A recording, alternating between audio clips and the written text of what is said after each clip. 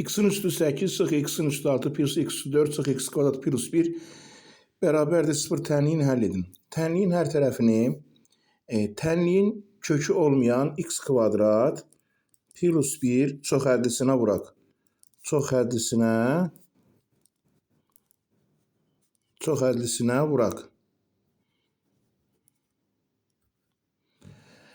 O zaman belə bir ifadə alacağıq. X kvadrat plus 1 vurulsun. X'in üstü 8 çıx x'in üstü 6 plus x'in üstü 4 çıx x'in kvadratı plus 1 bərabərdir. 0 vurduğumuz zaman yenə 0 alınacaqdır.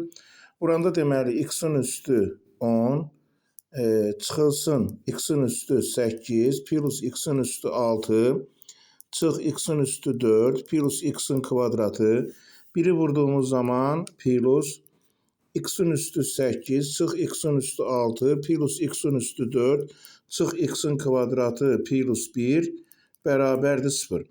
X'in üstü müsbət, x'in üstü 8 müsbət mənfi, x üstü 6 mənfi müsbət, x üstü 4 müsbət mənfi, x'in kvadratı müsbət mənfi islah olur.